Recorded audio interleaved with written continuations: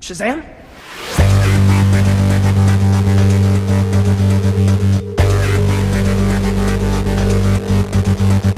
Peacemaker. What a joke.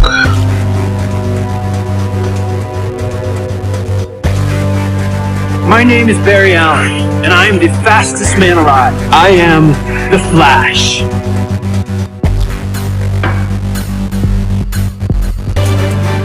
Truth, justice, the American way.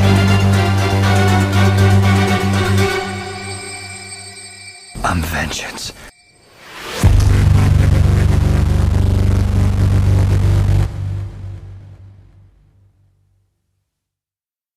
Hello and welcome to Elseworlds, a DC fan podcast. My name is Jordan. With me, as always, is Chris. How are you today, Chris? I am doing great today. I'm doing absolutely fantastic. We have a birthday to celebrate, and it is Superman's. Yes, he is 21 and a half years old because he's a leap year baby. And it's like the on our- Rugrats thing. It's like they're Yes. they've been 2 years old since 1988, whatever. On our first ever news update episode is Ron. He's been on some drafts. He's been on, I think that's it for DC, but you're on our first news emergency podcast here that we've had you on. How are you today, Ron? Yeah, I'm good, man. I thought Chris was going to start us off with his usual dance routine there coming out of the break, so I'm a little bummed there. But besides from that, I was going. A little more casual, like Superman. Yeah, more it's a more casual casual how I type of dance. Yeah, yes. yeah. Yeah, I love There the we go. Superman picture behind you, Ron. So that's good. Thank you. Yeah, that's my new thing. I've decided that whatever we're talking about that day, that's going to be the timely image behind me. So it's nice, and yeah, happy birthday, Soups. I put out a tweet today because I felt like I'll just say a lot of people felt very entitled to something today, and I couldn't stand it. So just getting that off the top of the show here, I put out a tweet saying, like, I see a lot of people say Gunn has to go big or show us something today, and I didn't think that was true. I'm glad he showed us something, and that's what we're here to talk about. But when fans start saying we are owed this or we should be getting this, and they kind of put that expectation out there that, quite frankly, a lot of times we don't deserve, and it's like, these are people that are just doing their jobs. Let them do their jobs. And I know it's like making movies and it's entertainment for us and stuff, but I don't know. It just came across really entitled, and I couldn't stand it because I see this type of stuff happen all the time, regardless of the topic. You could have said last year we were entitled to stuff because it was his 85th anniversary, right? Like, you can make up almost any excuse. And I know this was a big deal because it's his birthday. It's technically a leap year. We only get 21 and a half of these, apparently, if you divide 86 divided by 4 or whatever. So it is, it's just something like that where I just felt like I needed to put that out there because I felt like if he hadn't posted anything, people would have lost their shit, and I didn't want to see that. Thankfully, we did get something, and it's something that it's not like we would have got this if they weren't about to film a movie, and that's the thing. Like, the filming was starting this week anyway, so that is why I think people had this expectation. And I'm glad we didn't get a full suit reveal, but we'll put up the picture of what we did get. And again, people were very, I want to say, like, rude. This is just the online thing all the time, and I can't stand it. And I know I'm starting off the top of the show here a little PO'd, but that's how I felt today. Because look, okay, so Gunn goes out there and says, in this statement, overjoyed to be announcing the start of principal photography on Superman today, which just happens to be, coincidentally and unplanned, Superman's birthday. And this guy responds, unplanned? Really? So there is no schedule for the principal photography? You just woke up and felt like shooting the movie today? Emoji. he's got it. That's got to be a troll on that one. Like, come on, man. I get you're excited and all, but it's a little much saying you didn't even plan for it today. Well, it wasn't planned to be on his birthday. I mean, remember there was an actor strike in between there, and then there's a bunch of things that happened. But it's silly. What Gunn said was, come on. I planned to start shooting today for months. I didn't realize it was Superman's birthday until this weekend when people Yep. started posting, That's are what you going to post something for Superman's birthday? Yeah, he didn't mean he literally didn't plan. He just woke up today, decided, you know what, today's a good Today day. feels like a great Rally day. up the crew, to let's start get it filming. done. Like, no, not at all. They've been doing table reads for what, weeks now too? So Yes, last week or something was the table Yeah. read. We did an episode on that. yeah. So This is like when you go into Simpsons comic book guy voice and go, you know, actually he didn't know that it was his birthday, and so he can't direct the Superman movie. yeah. Yeah, because there will be people who'll say that. And I'll say, look, I'm a Superman fan. I had no clue his birthday was on Leap Day. Yeah, me neither. It's something I just started seeing posted like, oh, he's got to do something for Superman's birthday. And it's like, And what? it's one of those things, and it's peak 2024 internet, where it's something that nobody had a clue about until the thing actually popped up. And then once it does, it's, oh my God, are you kidding me? Everyone's up in arms. It's so crazy. You know what? It reminds me of like a married couple that both forgot the anniversary. And then when the first person reminds them, the other person's like, how could you have forgotten? Like this, they both had forgotten. The plot of like every other, like at least one episode of like every other sitcom in history. Like I thought you were going to say Everybody Loves Raymond. Oh, dude, there you go. Same exact. I'm sure thing. they do it in that. Yeah. Well, this reminds me of Parks and Recreation and the town hall meetings. Yeah. And like, Yeah, they're people just like, stand we're up gonna. and complain. She agrees to put Twilight in the time capsule, and then you have like this religious person going, "There's quivering." It's Yes. I think honestly, it's ridiculous. just the internet in general is very much just like a Pawnee town hall Yeah. meeting. No matter what the topic is, you're just gonna have people coming out of all left field with all kinds of crazy takes and statements that are just ridiculous, what have you. But there's so much positive to talk about in this. So let's get off the negative crap. We're getting off So that.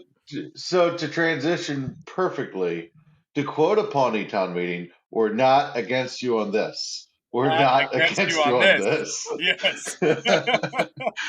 Okay, so let's read this statement then. I put it up on the screen here. This is the picture of the suit. We'll get into that. James Gunn, overjoyed to be announcing the start of principal photography on Superman today, February 29th, which just happens to be, coincidentally and unplanned, Superman's birthday. When I finished the first draft of the script, I called the film Superman Legacy.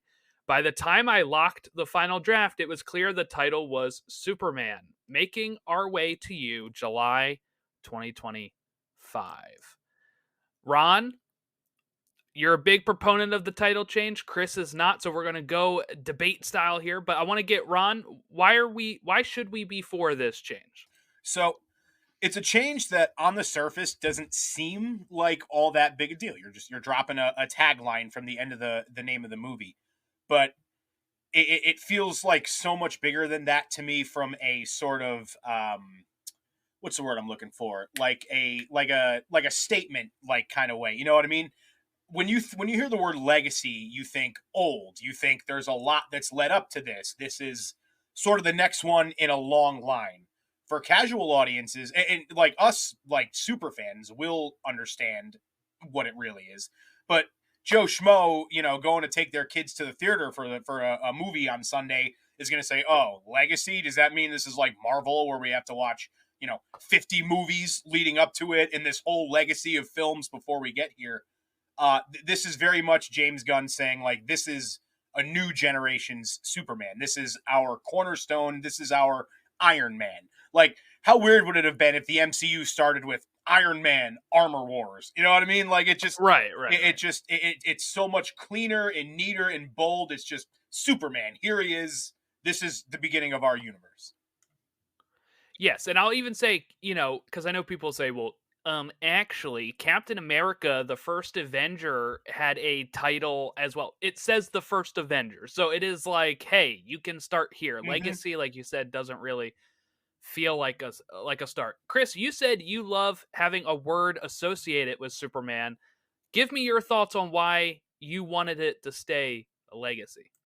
All right, so when they started making Superman movies, they started by just calling it Superman. And we have Superman the movie, Superman 78, which is iconic and stands the test of time.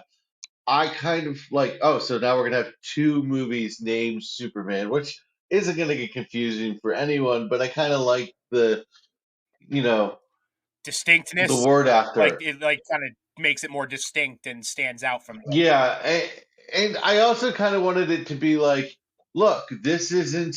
So for me, the word after it was, look, this isn't just a run of the mill Superman. There's something they're trying to do with it. That's legacy to me was like, oh, cool. It's a defining trait. It was like if the Batman had a defining thing. Once, the Dark Knight. I like it when it's not exactly just called Batman or not exactly just called Superman. I like the word there to it. It's not a huge deal, but I genuinely do not believe that the reason people wouldn't see it was because of the word legacy. I don't believe that. I think it might be true that it is better branding wise, but I also think this movie needs to set itself apart from everything, period, in the genre, period. So, Superman Legacy being its own thing, you could brand it as its own thing. You could get people excited about Superman specifically because of this movie, forgetting everything else. I because I think the big fear that the Snyder fans have, which we shouldn't really give into them as we've learned, the big fear is we're going to go too far in the other direction, and we're going to go pitch for pitch Christopher Reeve Superman, Like super and hokey kind of, yeah. Well, yeah, to that, I would say, you mean, and when it comes to Snyder fans, they're not very big fans of the character itself. But what I was going to say is like when you say, "Oh, I'm too scared they're going to go Christopher Reeve Superman," it's like, okay, that's like Superman though. Like that is yeah, Superman. You know what I'm saying? Like yeah. it's like saying, "Oh, I think they're going to go to Stan Lee Spider-Man here." It's like, yeah, that's the character. Like that's what he is. I just like that this had a defining thing that was And defining vibe. I That's my only thing. I get what you mean too, Chris, in terms of like it as much as yes, the Christopher Reeve Superman is Superman. At the same time, characters do have to evolve with time. There are very few superheroes who have been, like Batman, Spider-Man, who have just basically been the same character for the most part the whole time. Obviously, there's all kinds of different, artist renditions and takes on the characters, but in a general sense, the central vibe has kind of always been the same with those. I think that Superman is the only one that, and maybe it's just me, and maybe this is me coming in here dropping bombs on the DC show, but I feel like Superman is the one more than any of them where if it's done to like classic kind of run of the mill, just how we've always known it, it can tend to be a little more hokey than compared to a Spider-Man or a Batman. So if you can bring some aspects of the Snyder stuff in there, not so dark like they did it, but enough to where there's that there's like genuine real like stakes laden conflict in the movie, as opposed to just Superman comes in and one punch and saves the day, because that was very old Superman. You know what I mean? He's invincible. He can do it all. Like he's gotta, yeah. What I would say is, for anybody that is concerned, I guess, about 78 being the template, I do think James Gunn is going to bring his own thing to this. The character has evolved, right? Mm-hmm. Like that is before Crisis. Yep. Right? That is before Crisis on Infinite Earths. He got rebooted with John Byrne's Man of Steel run. that kind of gave us a lot more of what we know of Superman's lore since then. So I don't think you really have to worry about, like, look, I know people will say, like, he's going to save cats out of trees. He should. Is that going to be the main villain of the movie? A tree? No. No. Like, it's going to be, like, if anything, it'll be like a montage of him just doing stuff to help everyday people. The way Peter would. Peter helped people stop bikes getting stolen. You know what I'm saying? Like, that's a Peter Parker thing to do. And I think those characters are intrinsically linked a lot of the times. I've mentioned it on so many shows. Yep. Yeah. So, they both have a lot of the same core, a lot of the same thoughts about responsibility and what is what. So I do think you'll see elements of that, but I think Gunn will bring his own thing. And I think I side with Ron on the sense of, look, when I first saw this, I was maybe a little disappointed we were losing the tagline legacy, just because I've been calling it that for a year. Maybe it's just a feeling of loss of something I've already gotten excited. Yes, we already got used to it. Yeah. And then Because now it's like, yeah. But I see the point on why, and then you can actually this back and forth, where you could be like, actually Superman 78 is called Superman the movie, and then people will say, actually that was only in promotional material. The title of the movie is Superman, and then you can just go in circles. Did you just call Star Wars A New Hope? It's actually just called Star Wars. Star Wars, right? Like, that's what it was in '77 when I went. It's like, shut up. All right. So if you've been sorry, Chris. That's good. my main thing here with this is, like, most people call that Superman 78 or Superman the movie. When this comes out, people are not going to think you're going to see a replay of the Christopher Reeve film. They are going to know.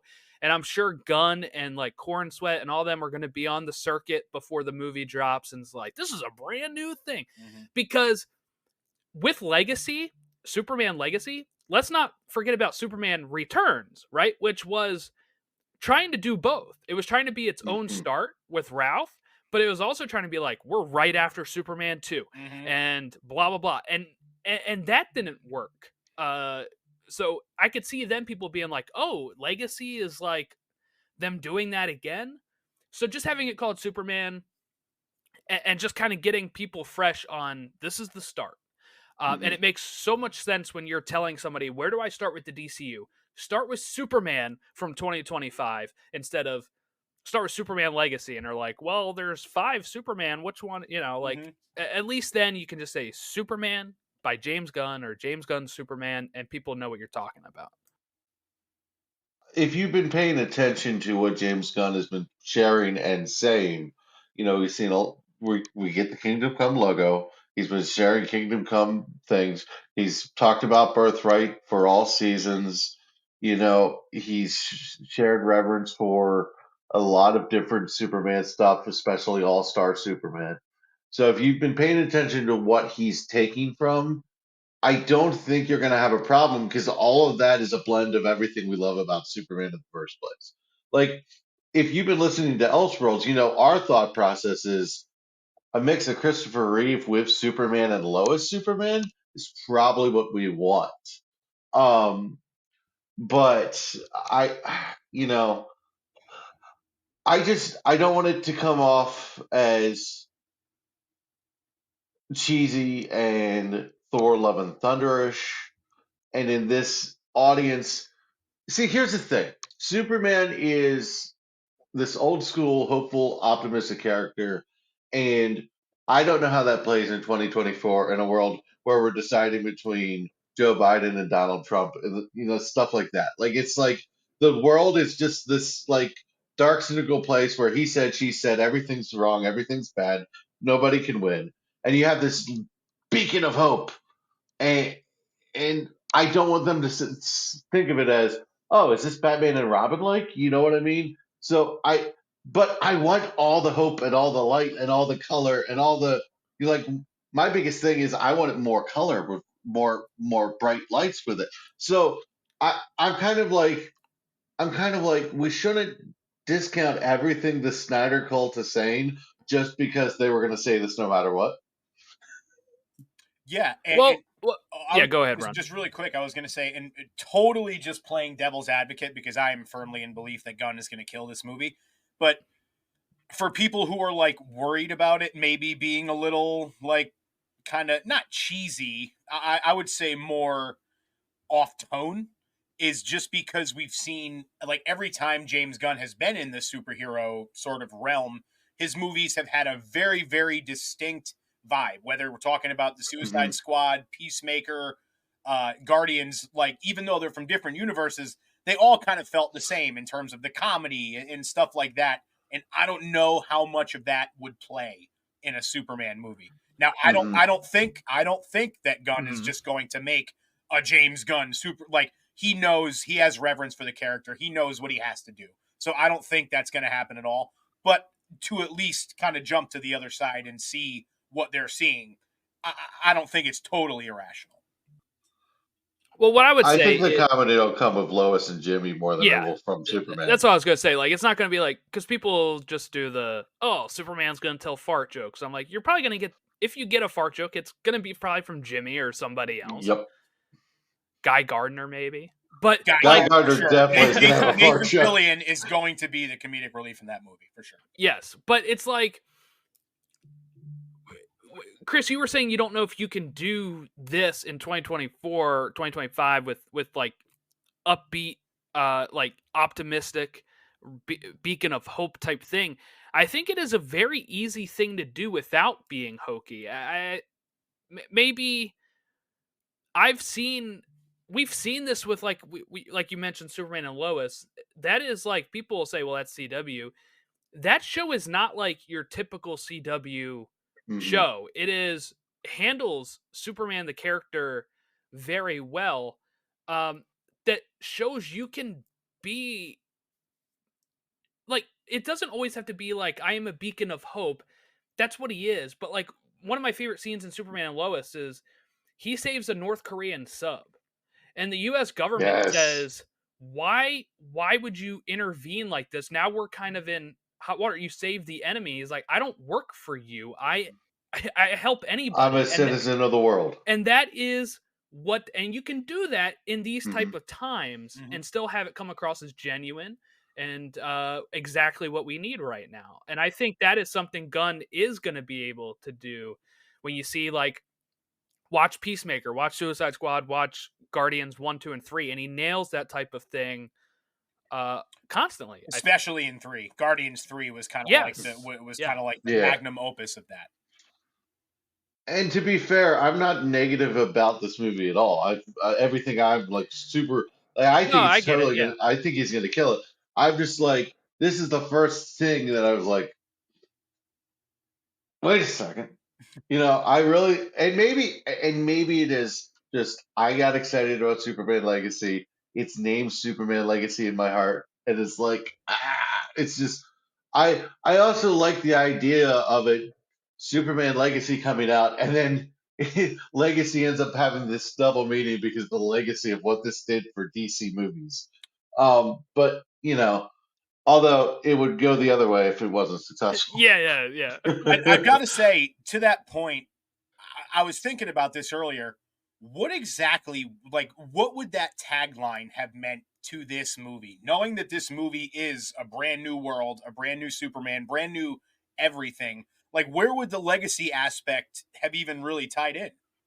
So the theory, right? Because what Gunn has kind of talked about, what the legacy, why it was legacy, is kind of like him kind of entering this world of heroes that have already existed, like these JSA members, like Mr. Terrific, Hawkgirl and stuff, and maybe the Authority, and kind of having some sort of impact with that, in the sense of what people have been putting out there is the reverse Kingdom Come theory, where they say, because in Kingdom Come he like has to come back as a beacon of hope for the younger generation. In this, maybe just being that, saying like, hey, this is how we should be doing this, right? And kind of set the new standard and that type of thing. But also he talked about it maybe being with legacy between his Kryptonian heritage and also his, you know, Clark Kent person heritage and stuff. So it had multiple meanings. I think those tones, I think that'll still be in this, obviously. It's just, you can have the theme of the movie without it being in the title of the movie, and I think that's what they've opted for here. Well, the thing that works for the just calling it Superman is there's nobody who's going to be confused about who Clark Kent is, Kal-El. There's nobody who's going to hear Kryptonite and go, "What the hell is Kryptonite?" There's no one who's going to say, "Daily Planet, what the hell's the Daily Planet?" You can just kind of have all of these things as established now, things, Chris, not an origin story. I'm picturing some person going to see Man of Steel without knowing that was a Superman thing and just being like, I thought I was going to see a guy made out of steel. And they're like, what is this Daily Planet crap? What is this? I thought this was a movie about scaffolders who worked on the buildings in New York in the early 1900s. What the hell, man? So the only time he was happy is when he bends the He's truck like, in the That's bar. what I'm talking about right there, brother. Yeah, that's the metal work right there. But yeah, Superman, they should know. He's one of the most recognizable characters. Let's talk the Shield, all right? Because this is something we Okay. talked about. People call it Kingdom Come S.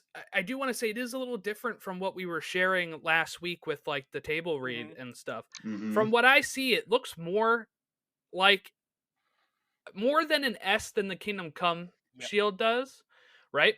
Like if you're watching on the video, you see the top right here of the shield. You see the red It comes down, starting it. Yeah. You don't see that on. It's more pronounced of an S. It's like Cavill's suit had a baby with Kingdom Come. Yes, but better. That's a good way of saying it, but better. Yeah. So you still have that fat piece in the middle, like the Kingdom Come. Yeah, and, you have the edges. It's you can see they made it their own. But you also kind of get the first Superman S in this as well, because there is no red outline. This is straight up yellow, it looks like, around here, which is like that first Superman comic on Action Comics where he's got that weird shield. Where it's just a yellow outline, kind of like what I guess you have on your screen there. That's what I was looking. I was like, kind of like this. Was that New 52? A bit where it just has the yellow outline, no red. And I think that helps. I think that helps it with the Kingdom Come bit. The Kingdom Come bit makes it look not like an S because the red on the top of the S matches in with the red of the border, and it can kind of get muddled. Yeah. It just. And I know last week I said that like it makes sense if they're going with kind of like this is the Kryptonian symbol. We don't know that that's what they're going with. I'm sure it still is, and like it's enough that it doesn't look like an S where you can believe this is alien, but also enough of an S that maybe he tweaked it afterwards, or people say, "Oh, that's an S for Superman." So I think that works. Side note: we got to teach James Gunn how to use hashtags, man. What was that at the bottom of that post? Hashtag Happy Birthday Clark. Hashtag Leap Year. Hashtag Up Up and Away. Like very much. I mean, I don't know. That's like my hashtag, so I can forgive him. Well, you're going to be a dad. You're going to be a dad soon, so it tracks. It tracks. And look, here's the thing with this is there's only one concern I have, and I've kind of already said it, is I want the colors to be a little brighter. I was looking for a little bit of a more red that pops, a more yellow that pops, less muted. But other than that, I got no complaints. And I like that we didn't get a full suit reveal, because then you're just going to have too much out at once. People are going to make their minds up They'll about do that it. on Superman's half birthday. They got to save something. Yeah. They're gonna find some random issue where he got sick with kryptonite for the first time. This is the first time he got sick with kryptonite. You got to give us something. So I don't know. I think the yellow is much brighter than the Cavill suit. I think the red is a little brighter, but that blue looks sharp. Like looking at the blue underneath this yellow, I think that looks really sharp. Well, it's in the snow too, which makes me think Fortress of Solitude. Yeah, they started filming in Norway, supposedly. I am so ready for I am so ready for the Fortress of Solitude. I want a Fortress of Solitude that knocks her socks off. And you know what? I would love either a little tiny key that's heavier that only Superman can lift, or that big comic booky gigantic key that only Superman can lift. He's the only director I could think that would do that. Yeah. And pull And I pull would it love off. it. And have Crypto be the one who lifts it. Yeah, Ron, what were you gonna say? It looked like you were gonna say something when I was talking about the colors. Did you have something about that? So, it looks like that photo is a little bit kind of edited with the saturation taken down That's a what I little was bit. thinking. Yeah, Like all of the colors, it doesn't look like that's natural. Like as somebody who edits lots of pictures on these kind of one-click phone apps we have these days, it looks like the saturation on that has been intentionally taken down. So I do feel like it'll probably pop a little more on screen. I think just for the sake of the art and the way it kind of matched the snow and kind of that grittier look. I think it was more just for this picture. Yeah, it could be. It could be. I think even if not, still, I like the colors. If it is, I would like them a little brighter. But that red, especially like the middle where the light's actually hitting the red, I think that looks good. I think that is the biggest thing about this is that it's hard to tell because it looks like there's shadow over top of this. Yes, like you said, maybe that's the edit. Maybe that's this buried in snow or something. I don't know, right? But like right in the center is where most of the light seems to be hitting the yellow and the red, and I think it looks good. Yeah, it looks very like kind of distinguished. Yes, and the textures too. That was like that was my big thing was the texture. I didn't want, especially with that fake picture we saw kind of circulating online today. Yeah, where like the colors were okay, but just at the end of the day, it looked like he was wearing an Amazon, quality in terms of like he's material. Yeah, what I show up in at the theater with. Yes, exactly. So I might be cosplaying with a cape in the theater. I don't know. It'll be like, da-da-da. Like that picture of Jack Black I sent you guys before. Yes, that'll be us. I'm gonna slam the door open with some John Williams. Love it. But yeah, no, I'm really excited for this. I'd rather just the Shield than seeing the full. Yeah, we got Born Sweat. We got a year we got time. and a half before this movie comes out. Like people can wait. I actually can't wait. It's killing me. But just think, it's one of those things where it's like if they drop the whole. I know you're not saying. I know you were just joking, but for the people who actually feel that way, like. If they drop everything like now and they they give us everybody their costumes, all that stuff, eventually they're going to run out of stuff to show us, and then it's going to be we haven't heard anything about Superman in 6 months. What the hell? What is James Gunn doing? Stephen Amell of the Oh my god! There's been his announcements. How about with a strike and another strike and he's such a chode. The time it takes. He really is like such a chode. I didn't know he was like such a chode too. It wasn't until the last 6 months, like ever since the strike thing, it's just been. I feel like one clip of Stephen Amell making an ass of himself after another. Well, someone said that clip was from last year, but I saw it get so much more circulation right now that I don't actually know. So. Even here's the thing. What is he talking about? Then I'll let you get on your soapbox, Chris. But like, what is he talking about? They made all these announcements for like. What did he want him to come out with the movie the next day? Like, yeah, that's what I was gonna say. Like, if it was last year, it makes it even worse because there were strikes last year. If it was before the strikes, it was like, okay, he got hired in November of 2022. He made the announcements in January, and then the strike started in May. So when would that have been where it's like, oh, give me something? Yeah. Like, it would have made no sense. And if it was this year, then you have to also think we had 2 strikes that lasted the longest in like the history of the strike. Well, as we know, people striking for livable wages isn't something that Stephen Amell supports very much. So maybe that whole thing just went over his head. But anyway, Chris, I concede the floor to you. Well, you kind of hit on the stuff I was going to say. But what I will say about Stephen Amell is every good, positive emotion I have about Stephen Amell is directly tied to Arrow and his character. And everything I have seen outside of Arrow and his character has been, I don't want it. I don't want it. he strikes me as the kind of person that is all about Stephen Amell. One of the things that really turned me off, and I really like Michael Rosenbaum, but he went on his show twice. He had a panic attack on the show, then he came back, and they made a big deal about how brave he was for coming back and doing it. And it was just like, it just was so, the way they capitalized on it was so self serving. Mm-hmm.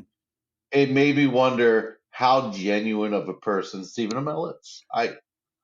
I don't think he's a very genuine person. Again, what I'll tell Jordan, I'll just told you is every positive thing I have about Stephen Amell, Arrow, and his character, everything outside of that, it's grossed me out. Yeah. I don't know him enough to say anything. I just think that he knew who he was playing up to in the convention, and that's all it is. I don't think he really cares. Is he that big of a DC fan? It was a job. Like, I don't think he really cares. No, but then to Chris's point, then it kind of it just supports that it's just very disingenuous and very kind of fake. Mm-hmm. And between that and all the strike stuff that he had to walk back, and everyone will say, "Oh, he went back on that." If he didn't get the pushback on that, he wasn't coming out and going. And I think there was like a photo op like a week later that he was standing out, doing strike. And I wonder how long he was there, by the way. But yeah, so ultimately, I can't make any character assassinations against the guy. I don't know him personally. Oh, I don't know. I'm not. Don't know from Adam. Yeah, absolutely not saying you're doing that, Chris. But just to your point, everything that we've seen from the guy, especially in recent months, off camera, has just been very off-putting and not the type of guy you want to go get a beer with. In a world of Stephen Amell's, be a Grant Gustin. There you go. All I gotta say. All right, back on topic. Anything else about the suit or the title or anything? Do we think the movie moves? He didn't say July 11th, but I assume it's keeping the date. I don't think he has to. I think if he keeps saying July 11th, it gets suspicious. I think they're going to ultimately end up moving it. I think it's going to be one of the two majors will end up moving. No pun intended with Marvel majors. Either Fantastic Four will push, and we've heard kind of some rumors about that they might push that back to November and then push, I believe, Blade into the next year, which, again, still don't know why they're making that movie. But if Marvel doesn't move and we're like, getting into the end of this year, holiday season, and it looks like Marvel's going to stand pat, I do ultimately see Superman switching off the date just to maximize. Like, why put yourself in a position to lose even, one person who is going to buy a ticket to that movie from a casual standpoint, who's going to then go, Marvel's got one coming out, we'll go see that instead. Like, do I ultimately think it'll make that much of a difference? No, probably not. But in a time where you're trying to build this thing back up to be where Marvel's at, every viewer counts. I don't think it matters that much because you make your whole box office statement in the first 2 weeks. Mm-hmm. So I feel like you have that 2 week buffer. I feel like if you were going to go see Superman Legacy, you're going to go see Superman Legacy. If you weren't, you weren't. I don't think it makes a difference. So I could very easily see them staying. But if they move, I'll be disappointed, but I get it. I will get it. I'll be disappointed at them. Yeah, because you got to think this is, I mean, the diehards, like you said, are going to show up. If they were going to see Superman, they're going to see Superman.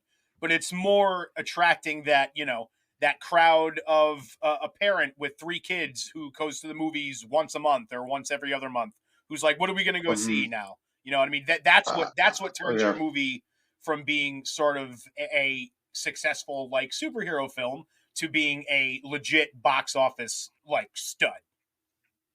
Aquaman and the Lost Kingdom was not a great movie, and the box office did way better than it should have because of when it came out. Yeah, mm-hmm. Exactly. So it can make a difference, and if it's only a matter of a couple months, as much as I would, to your point, Chris, that July would be awesome if we get both of those movies in the same month. I want that July. Me too. I want that.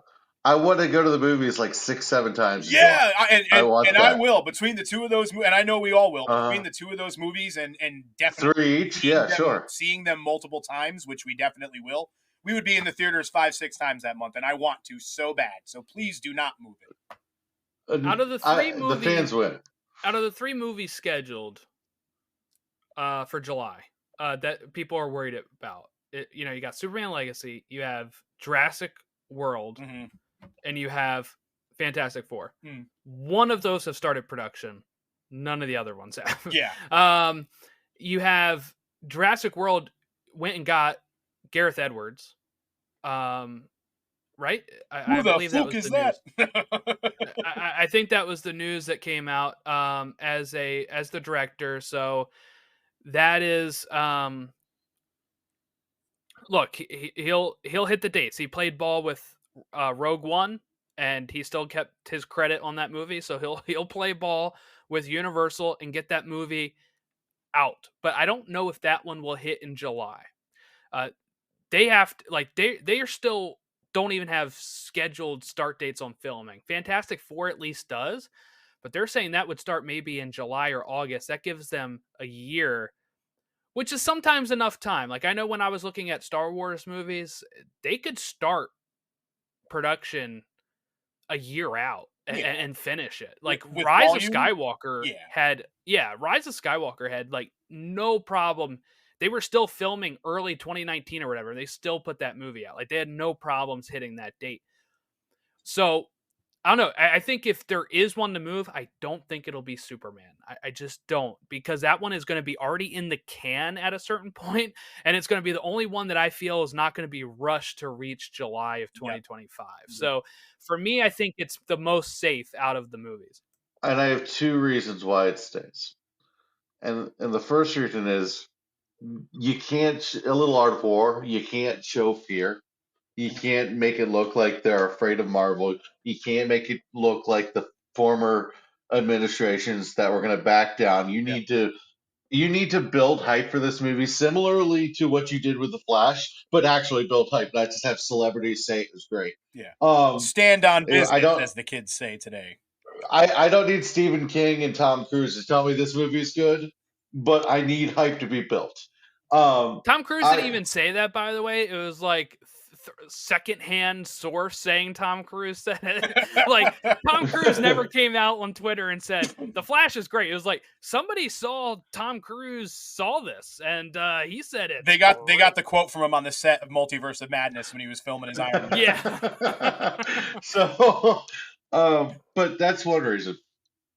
Can't show fear. You have to show confidence in this brand. And the second reason is, the longer you have this movie in the can, the longer that you have it done, the more stuff that is going to come out, the more impatient it's going to be. Because if you look at the fan bases for these movies, the fan bases that are almost prodding this movie in every which way, you got the people who want it to fail, you got the people who want it to succeed, and they're just coming at it and prodding it. I think you just kind of need to make a good movie, get the good movie out there, you put the date down. I really believe confidence is the only thing that's going to sell this movie. If it's you his show dad's a bit birthday of too, by the way, and he's making this dedicated to his dad. So I think it would be tough to push it. What I'll ask is, who has the most pressure? Is it Fantastic Four or Superman? Because I think it's actually Fantastic Four. This is going to be the third reboot in less than 20 years. Right. And by the time it comes out, it'll be 20 years, 3 times that they've rebooted. And most general consensus is they haven't made a good Fantastic Four movie. It is back in the MCU's hands now. And they had a good run at the point where people are like, give them everything. Give them Fantastic Four. Give them the X-Men. Give them Spider-Man. And then now the current consensus is, actually those movies weren't as bad, and also MCU sucks now, so like don't give them this, they'll ruin it anyway. And it's like a total 180 shift in the course of like 3 years. I think actually more pressure is going to end up being on them, because those have got to be the characters that keep it going. If Superman Legacy bombs or Superman bombs, like they're not there is no universe to worry about. with the MCU, it's like they're still trying to chug along without Iron Man and Cap. It's like this is the core team that they got to nail. So I think there's a lot more pressure on Marvel. It's like the guy going into a fight against a heavyweight with nothing to lose. You know what I mean? The heavyweight champ being Marvel, and here's DC coming again, just not the no-name challenger, because DC is a mega prominent brand, but in recent years, very much so, kind of like the little brother out of the spotlight compared to Marvel in the general audience eye. So yeah, General audiences don't quite connect with the Fantastic Four the way that they should. This is a very comic booky franchise. This is a very comic booky corner.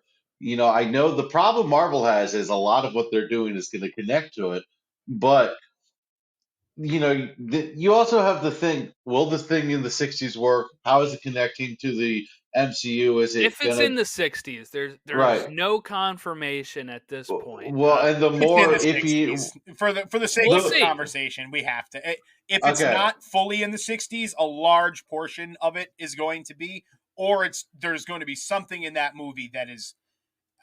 At this point, I can't even just say that. I think the art we saw there quite literally in 1962. So like Yeah. I would Or be just the Life magazine is the Time magazine. maybe They're they rented the one Yeah, from the library. They're just reading Yeah. they're old a little back behind issues, on right? they're a little behind on Yeah, on they're a little back the time. issues. Yeah, they're running. they're running behind on time. But guys, I think Fantastic Four has a lot more work to do than Superman, because Superman is the granddaddy of all. Superman is something that resonates across generations, and you really just have to stoke the fire. Whereas Fantastic Four, you have to build the fire. Mhm. You have to create a whole kindling, logs, everything. And Whereas Superman, you just have to put some lighter fluid on it and wait. and it's a fire that, even though, like Jordan said, people are kind of doing revisionist history on this, but this is a fire, I would say, you're trying to restart that's already been doused with water twice between those first Yeah. two swings and misses. Like it's one of those things. I also think a big thing with the Fantastic Four, we won't go off on a big tangent here though. Like a big thing with them and why they don't always resonate so much is they aren't quite as relatable as some of the other heroes that we've come to love, whether it's a kid that got bit by a spider, or just go down the list of all these kind of superheroes that you can at least maybe kind of a little bit put yourself in their shoes.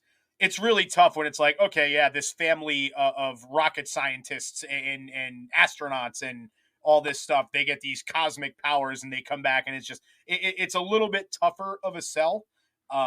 So that's kind of why I think that Fantastic Four has a little bit more to prove, I guess, than Superman, even despite all the stuff that DC does have to prove right now. Because I don't want to minimalize that as well by saying, Fantastic Four's got more to prove. Because at the end of the day, they do, especially coming off of Deadpool and Captain America, which we assume are going to be pretty damn good movies. So if that flops, what were you going to say, Chris? If you told me 3 years ago, that Superman Legacy was going to take on Fantastic Four, I would have automatically said Superman's got to move. Yeah. If you would have told me 3 years ago, I would have still said don't, because just the brand of Superman is so much bigger than Fantastic Four. Like you said, Chris, maybe not so much with the relatability, but they're very well known in comic circles, and even general audiences have a general idea on who the Fantastic Four are. But we used to say Achilles' heel. More people say what's Their this kryptonite. person's kryptonite? What's their kryptonite? Right? Yep. People know Lex Luthor. People know these characters more than they know the Fantastic Four's characters. So I do think the 75-year-old grandma that's going to take her grandkids to the movie will be like, I remember Superman when I was, young and I used to read his comics for a nickel, at the comic shop. She's gonna go take them to see Superman because he's got 30 years head start on the Fantastic Four when it comes to that stuff. And we're like, she saw Superman the movie when she was young or something. Like there's other things that will get them over the line, I think, for Superman than the Fantastic Four. And I say this as somebody that loves both of these. We have a Marvel podcast. It's on the network. It's called To the Infinity Saga and Beyond. We talk about this stuff all the time. But I don't know. I just think the brand of Superman's just bigger. And it's the right time to take on Marvel. If you're going to take on Marvel, it's the right time to do it. You're never going to get a better shot at it. It's never going to be like, it's kind of like you just got to do it. Like you just have to go in there and do it. I don't know any other way to say it. This is just make a good movie. And if you make a good movie and you market a good movie and you actually market it, you actually make people want to see this movie and they don't see this movie, I give the hell up. But if you do everything right, you should be successful because we just touted the brand. It's that simple. You just make a good movie, and I think they're going to. I have nothing but confidence in James Gunn, and Superman is again a character who. Look, I'm going through a Smallville rewatch. I love Superman and Lois. In my 30s, I've become a Superman comics fan. Like I really love Superman. All of a sudden, he's a character that means a lot to me who I relate to more than pretty much every character in comics. It's really weird, actually. And like, it's just the older I get, the more I resonate with Superman. But this is a character that you don't need to work that hard. You just need to make a good movie. Make me a good movie. And you know what? This is another one. If we have a good Superman movie and it doesn't work, and we have a movie that's legitimately good and it doesn't work, that's a failing of the culture. That's it. Also, a lot of it comes down to just sheer expectation. I mean, like I said, we're expecting Deadpool to be a pretty kick-ass movie and Captain America as well, even despite the kind of lukewarm response of the MCU overall these last few years. So I would say that people, the level of expectations on Marvel is, especially coming off of Deadpool and Captain America, is going to be a lot higher than what people expect out of DC. Even being a new universe, I feel like as long as the movie is good and not messy and not just stuff that people could say, oh, same old DC, it's going to do well. Whereas Marvel's at this point now where they almost have to be perfect or else the piranhas are going to come out of the water and they're nipping at every little thing that could possibly be wrong. Things that we didn't see really through the first three phases from the fans. So I think the level of expectation there is going to play into things very much as well. And I'll just kind of wrap up my thoughts with this. The reason I'm so optimistic and the reason I am thinking that this will be a hit is because I just believe that James Gunn is going to make a great movie because that's what he's done. If you this isn't blind faith. This is, if you look at his track record when it comes to superhero comic book films, it's Guardians 1, Guardians 2, The Suicide Squad, Peacemaker, Guardians 3. Like that's like having straight A pluses. Like, like that is.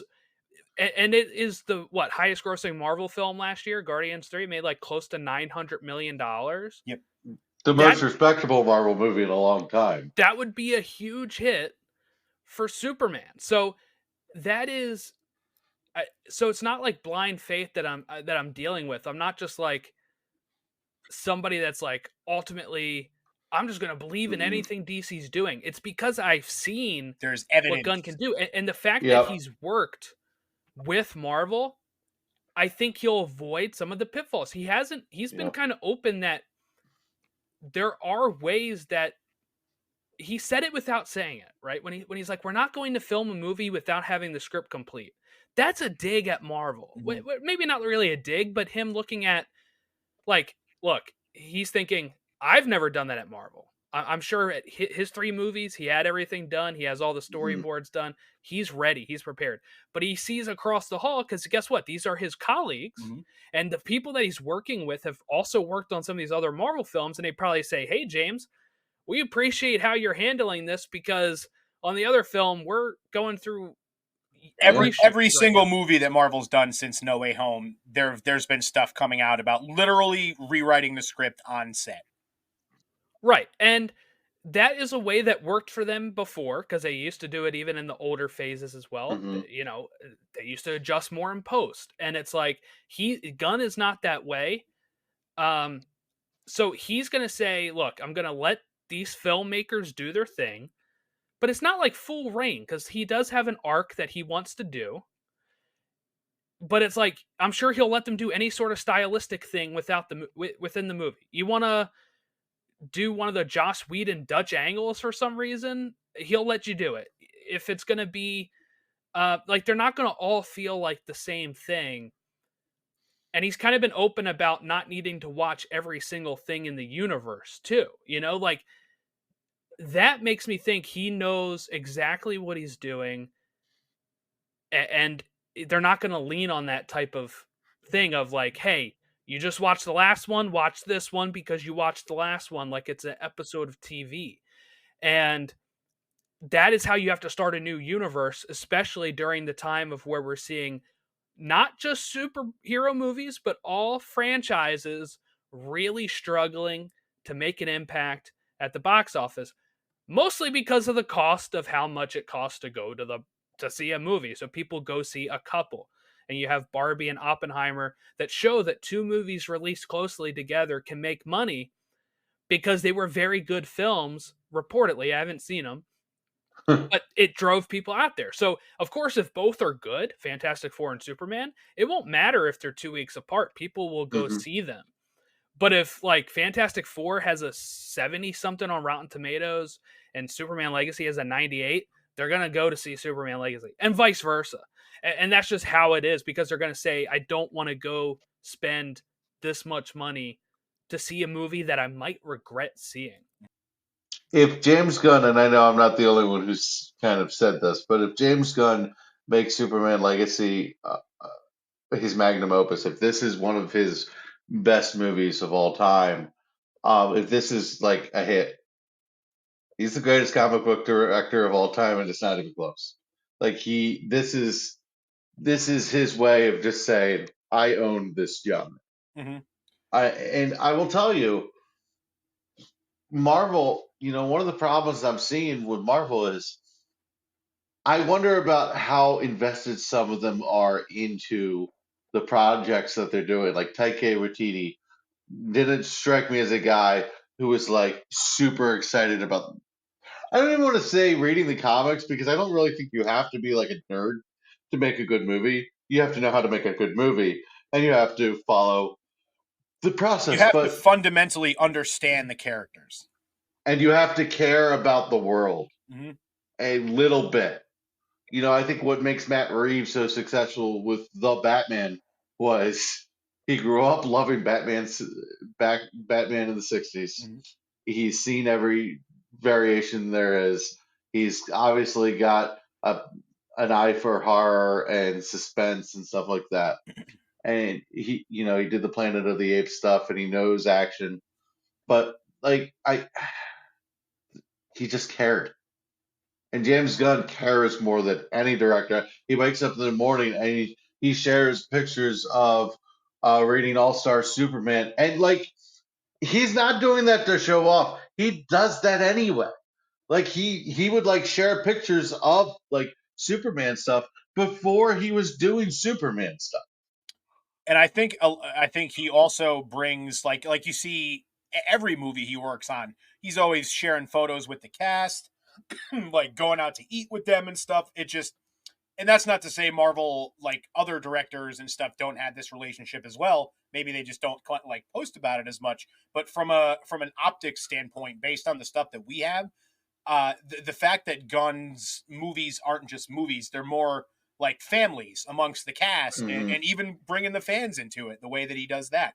I think that's a big part of it as well.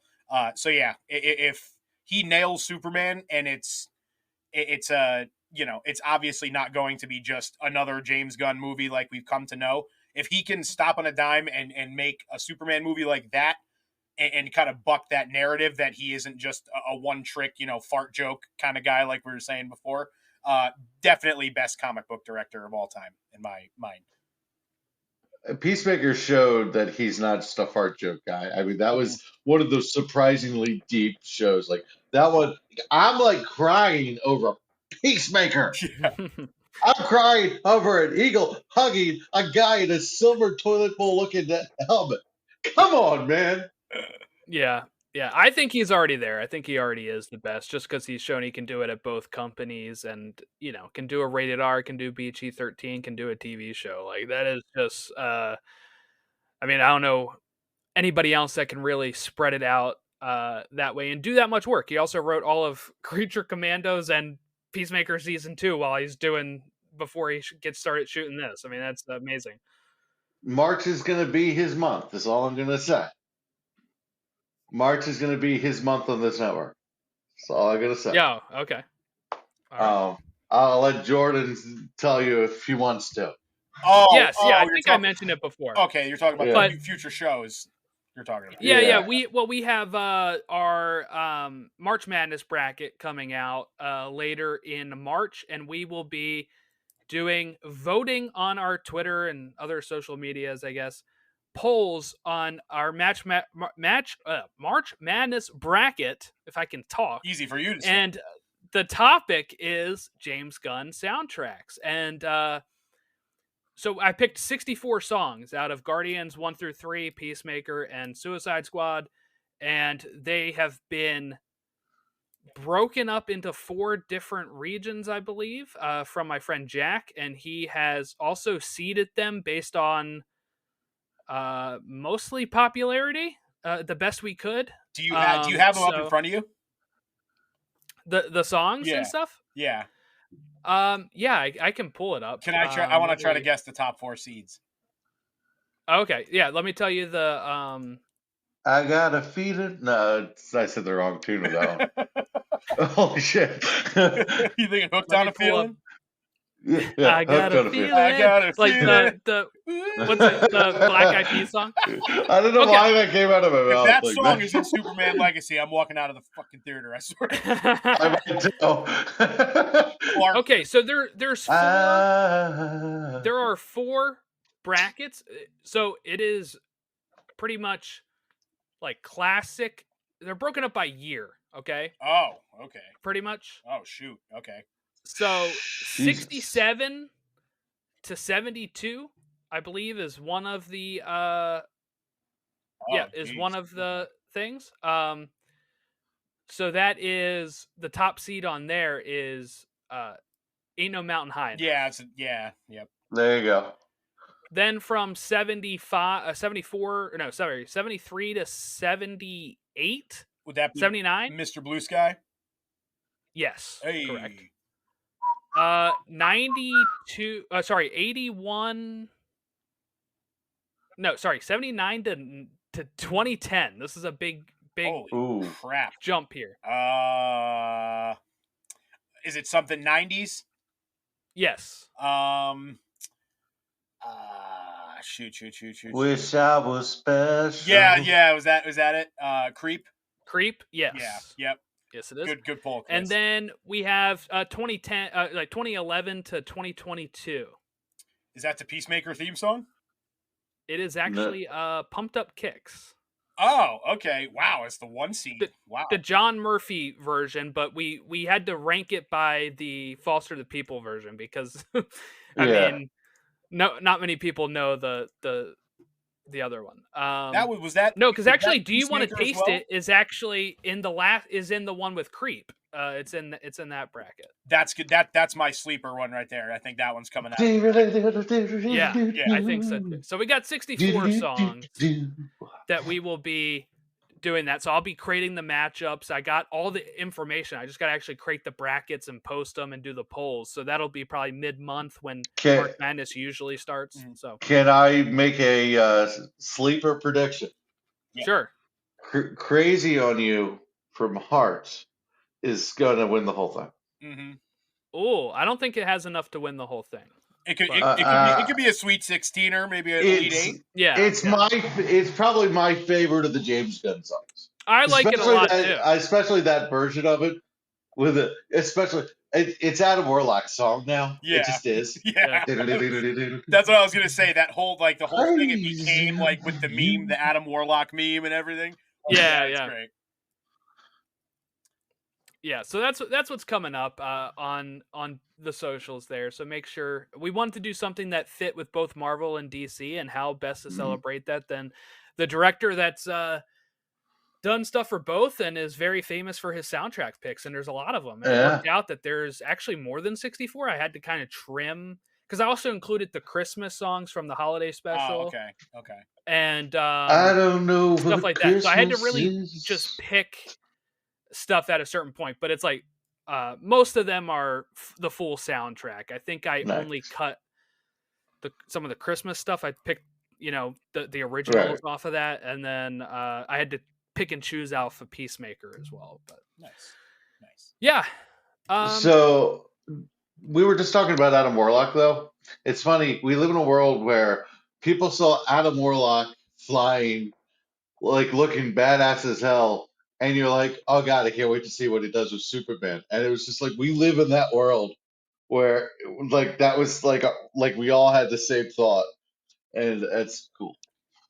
Yeah, it was shot well, and I think he brought the same cinematographer over that he's worked with. John Murphy is doing the music. I don't know if we talked about that before, but he did the Suicide Squad score and Guardians 3. So Nepotism he's worked with this guy a lot. Finest. Yeah, I hate when people choose to work with people they work well with. Ugh, what the so hell? dumb, so unfair. Well, it's like it's like having you guys on my other podcast. Yeah. It's not fair. There's a deserving podcaster who's not getting the limelight because we keep getting the microphone. All right. Well, we'll wrap it up here. At Elseworlds DC fan for all of the social medias. Make sure you like and subscribe to us here on YouTube. Our last video with the legacy updates did very well, so thank you for anybody that commented or liked it or viewed it. So thank you for that. Make sure you subscribe to us on Apple Podcasts or Spotify. You can also rate and review us there. It helps more people find the show. Other than that, have a great rest of your week. This was a emergency episode, so I don't know. I guess, Chris, we'll figure out if we're doing one next week then, because we're kind of on this bi-weekly thing and this wasn't scheduled. But I'll be ready for a Smallville update at least. Okay, so we can at least do that. So stick around for that if you're interested in Chris's Smallville journey as we celebrate more Superman's birthday throughout the month, I guess. With that, have a great rest of your week. We will catch you next time.